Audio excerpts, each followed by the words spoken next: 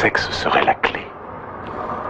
Mais avec le cours, on apprend, puis on vient qu'on comprend là, le sens là, des choses, là, qui fait qu'on est à l'aise après ça avec ça.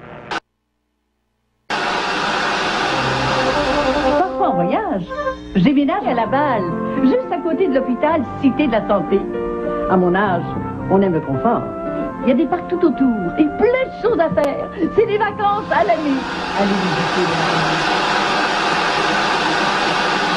Je crois que nous avons dit tout ce qu'il y avait à dire.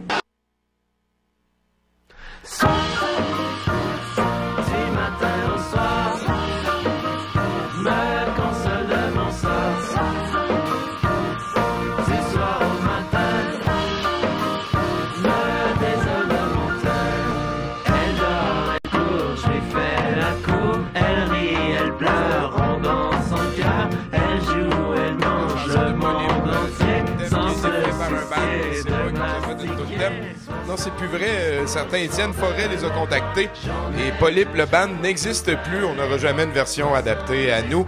Mais bon, ils ont eux aussi toqué sur le 70%, comme Alex de Alex et Arnold, comme votre humble hôte dans cette émission, qui sera sûrement pareil à pas mal aux autres. Le visionnement de ce soir qui a été voté au www.douteux.org, c'est l'excellent Sharktopus. Et je suis très content de vous dire que les boîtes sont ouvertes, les polls, les urnes, voilà. Donc, vous pouvez aller voter au www.douteux.org à partir de maintenant pour le visionnement de la semaine prochaine. On a l'excellent Cyborg Cup 2 contre, c'est quoi déjà, le château des pulsions sanglantes. Je suis un petit peu mal à l'aise, je tourne autour du pot. Pas seulement parce qu'on a un Français en studio, en fait... je suis un petit peu en train de tourner... Ah oui, avant, il faut que je vous avertisse qu'il y a un spectacle au Brouhaha ce vendredi au profit du département de géographie de l'UQAM. C'est animé par nous. C'est aussi au profit de l'éducation du futur, les estis de carré rouge. Donc, si vous voulez faire un statement politique ou juste écouter des clips toute la soirée, ça va être VJ Milan qui s'en occupe. C'est lui qui s'en occupe d'ailleurs présentement au Brouhaha. On le remercie. On le salue. Peut-être que je suis en train d'être live là-bas. Putain, hein? Vous savez pas c'est quoi je touche, là? C'est cute. C'est le hors-cadre, la magie. C'était mon genou, c'est correct. Français fait dire que c'est correct. Donc, merci beaucoup à plusieurs personnes pour une de mes fêtes les plus mémorables à vie. Ça a été très, très touchant. Et aujourd'hui, en fait, à part français... Nos invités ont vraiment choqué, donc j'ai les chroniqueurs habituels. C'est la suite de l'excellent Emmanuel qui va nous amener son conte dont nous sommes le héros. On a aussi Boudreau, on a Bernatchez. J'espère que Bruno va être là, ça serait cool.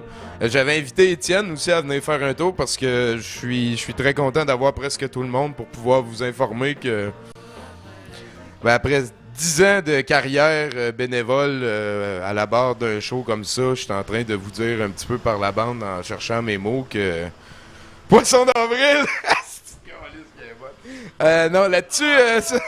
Boom! Là-dessus, donc on s'en va écouter pour commencer l'émission avec Sharktopus et un réel français, s'il vous plaît, hein, Arnaud? Ici, voilà. Bonjour.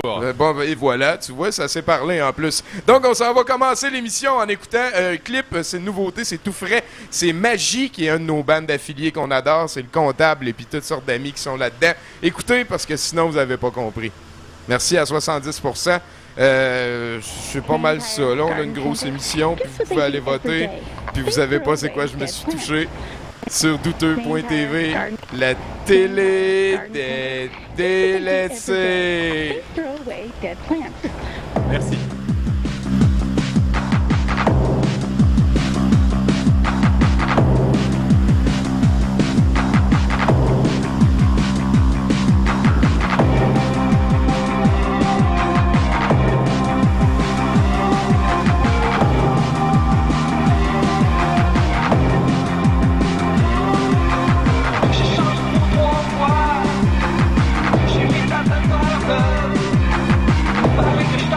Para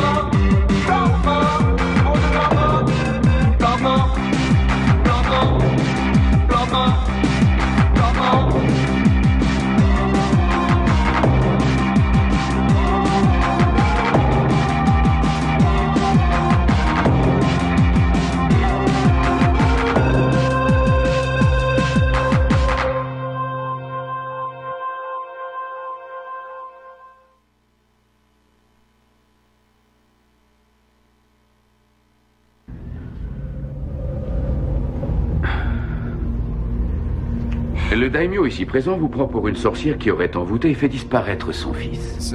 Cette semaine, en fait, j'ai écouté Ninja Turtle 3 en pensant peut-être le proposer.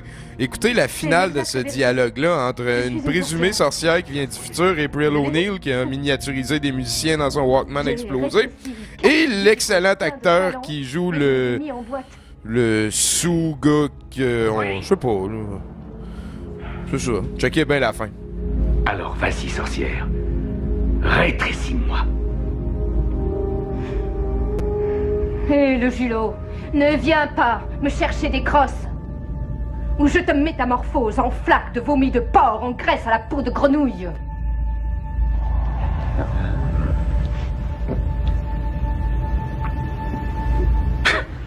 Elle n'a aucun pouvoir. Je vais encore l'interroger à propos de votre fils. Ensuite, vous pourrez l'embrocher, la rôtir, la découper en tranches épaisses et la donner à vos chiens. Non. Je veux la voir souffrir.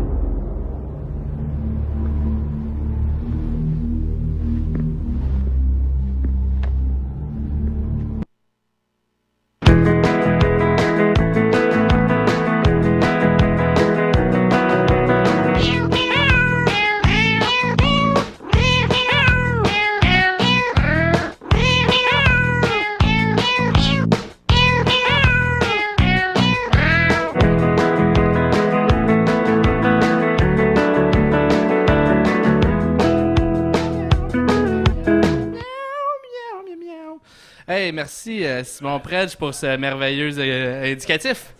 Hey, on est de retour pour la suite des aventures de Gaetano. Merci à tout le monde d'avoir voté en grand nombre.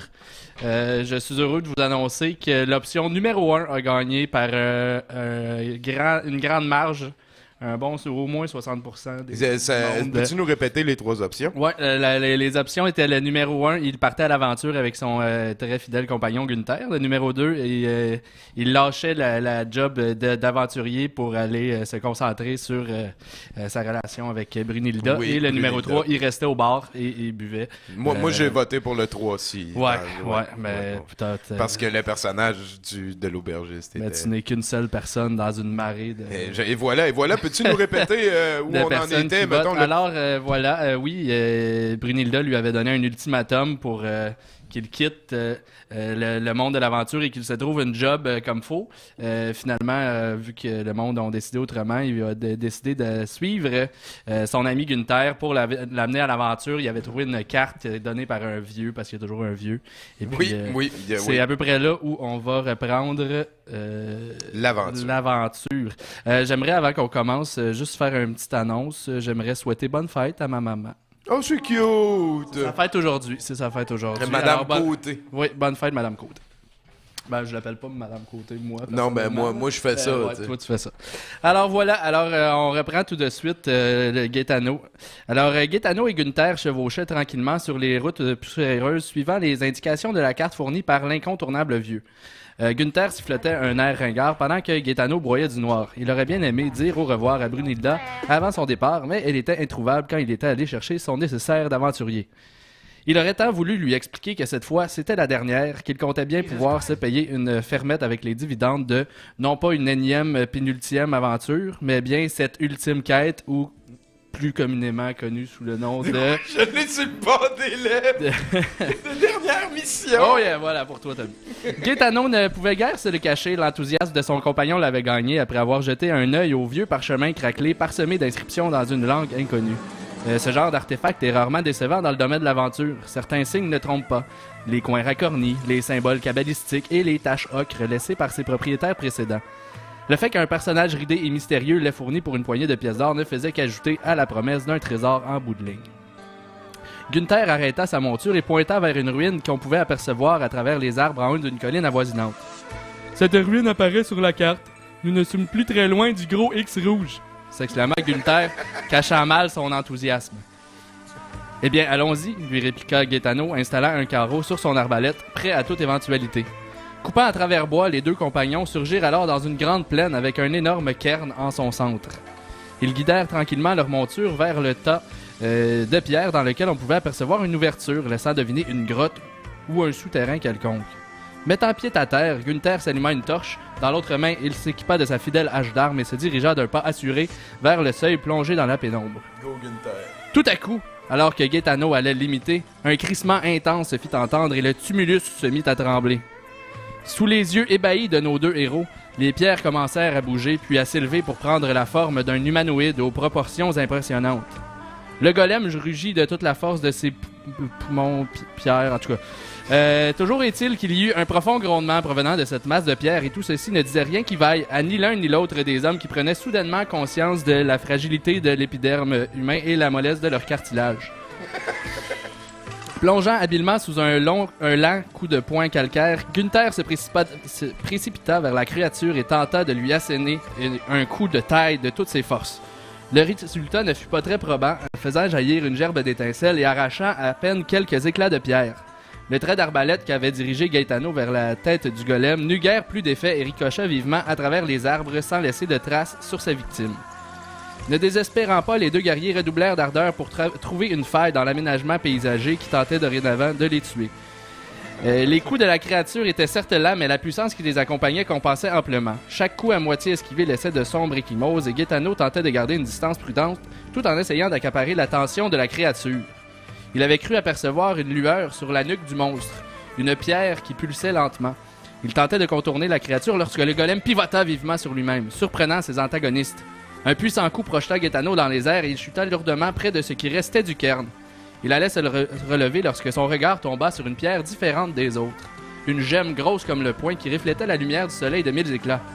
Pendant qu'il additionnait des zéros en évaluant la valeur d'une telle pierre, il entendit un cri strident. Pivotant sur lui-même, il aperçut Gunther, sa hache plantée dans le sol sous lui, alors qu'il s'élevait tranquillement dans la poigne puissante du golem. Pris au piège dans l'étau de pierre, Gunther semblait sur le point de s'évanouir sous la pression. Que fera Gaetano? 1. Première option, il s'empare de la gemme et prend ses jambes à son cou. 2. Il tente d'aller sauver Gunther. 3. Il maudit le ciel et devient pêcheur. Alors, comme le 2 semaines, on va mettre les votes sur la page Facebook de 70%. Allez y faire un tour, allez voter. Il n'y a pas de mauvaise réponse. Il n'y a pas de mauvais choix. Tout se peut, puis tout va bien se passer. Merci beaucoup, Emmanuel. Hey, ça fait plaisir. On va aller écouter un autre excellent vidéoclip. Ça s'appelle Rappin' for Jesus, puis on vient à 70% après avec sûrement une autre chronique. On va peut-être se permettre de laisser l'antenne un petit peu à notre ami français ici, là. Arnaud. Est-ce qu'il a mérite? C'est ça. Merci. Ouais. Plein.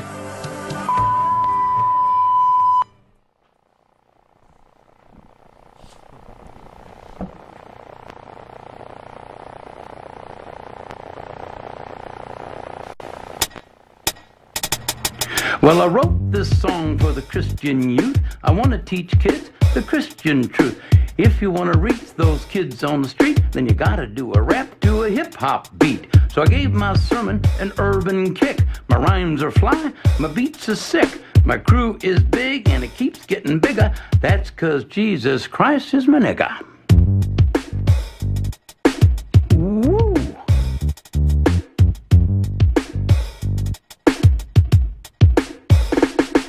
He's a life changer, miracle arranger, born to the virgin mom in a manger. Water to wine, he's a drink exchanger, and he died for your sins. I preach the word, that's my gig, and I rhyme better than Notorious Big. All the other MCs, I wish them well, but if you live in sin, you burn in hell.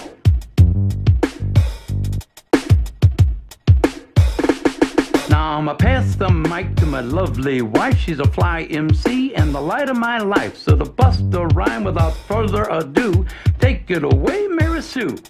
Jesus Christ is my nigga. He's the son of the original G. And he was sent to Earth to elucidate the way that we should be. What? Like if another MC says, you're a freak, you're a lame butt rapper and your rhymes are weak. I don't get mad and I don't critique, I forgive him and turn the other cheek. I don't blaspheme and I don't brag, I don't cuss, and my pants don't sag. I do exude a little Christian swag, and I'm proud to be an American. Jesus Christ is a nigga. Let his light shine through ya. Let his love pop a cap in your butt and say hallelujah. Jesus Christ is a nigga. He's a homie MC, JC, you see. He's an honest, caring, peace-loving nigga like me. If you do drugs and you think you're cool, you need to come to Sunday school. Put those drugs in a garbage can. Stand up tall, you're a Christian man. Word up. I'm freestyle. Hit me. On arrive à la fin de Rappin' for Jesus. C'est pas une blague, c'est vraiment pour convaincre la jeunesse que c'est important. Et c'est aussi la fin du mois de mars qui s'est terminé hier. Je vous mets la dernière publicité qu'on a tournée pour ça. S'il vous plaît, rappelez à tout le monde, c'est pas une blague ça là. Les escaliers, c'est dangereux et faire attention dans les escaliers, ça marche. Donc on écoute la dernière publicité qu'on a tournée pour sensibiliser les âmes qui sont contenues dans des corps fragiles qui souffrent à cause des escaliers. Merci Emmanuel, je te paye une bière tantôt. L'humanité écoute. Bon an, mal an, plus du 5e de la population terrestre en est victime chaque année. Ça m'est arrivé. À moi aussi. 3 fois cette année. Pourtant, ce prédateur vicieux sévit en plein jour, en pleine ville, en pleine foule. Ça nous est arrivé. Pour proliférer, ce mal universel utilise la plus insidieuse des armes, l'indifférence. En ce mois de marche, aidez-nous à combattre les chutes dans les escaliers. Rappelez à ceux que vous aimez et aux autres que faire attention dans les escaliers, ça marche!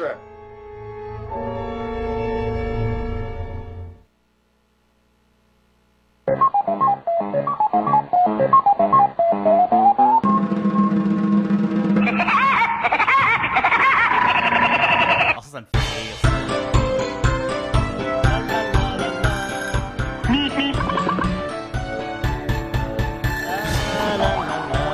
Le gars sur son cheval avec un spray. Ça, c'était moi, ça, New York. Bug Bunny! Bang, bang, bang! Chronique BD! Inspecteur Gadget! Classique et nouveautés, jeux vidéo, rire et sourire au rendez-vous. Gargamel. Désir et plaisir assurés. Regardez lui. Oh, il est là. On le connaît lui. Ah, ça me regarde. Ça fait combien de temps que ça joue là? Oh, t'en vite. Blablabla. Ça, c'est un jingle hyper possible. Ok, salut tout le monde. Cette semaine, je vais vous parler d'une bande dessinée que j'ai croisée souvent dans les bibliothèques de mon école quand j'étais jeune. Tendre banlieue, par un certain Tito. Nom mystérieux s'il en est.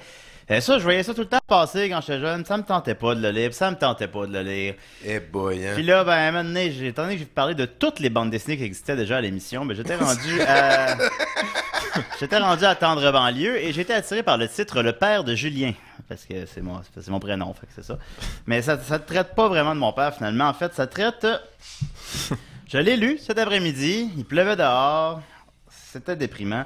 Alors, il y a... c'est un jeune, Julien, je présume, qui là, il se bat à l'école, puis là, ça va pas bien, tu sais pas pourquoi. Puis là, finalement, t'apprends que c'est parce que son père a perdu sa job. Fait que là, ça le déprime. Puis là, son père, c'est un gros toton, là, ici, là. Il a trouvé une job. Il travaille dans l'imprimerie, puis l'imprimerie a fermé. Puis là, il reste à la maison, puis il est déprimé. Fait que là, ça affecte son fils. Puis là, ben, à la fin, il se trouve une job. Aïe, aïe, man. Tu dis la fin? Hein? Tu nous dis la fin? Ouais, à la fin, il se trouve une job. Vous n'avez pas à le lire. Ah ben non, seulement. je vais pas le lire. Mais si vous êtes intéressé, il y a 20 autres albums de Tendre banlieue. Alors, j'ai un descriptif de qu'est-ce que c'est Tendre banlieue. C'est une série de bandes dessinées créée en 1982 par Tito pour le magazine jeunesse Okapi, dans lequel elle sera prépubliée avant de sortir en album l'année suivante aux éditions Casterman. C'est une série qui suit... la particularité de la série, c'est qu'on suit toujours des adolescents différents dans chaque album. Ce qui fait qu'on peut pas s'attacher à aucun d'eux, parce que sinon, on y arriverait...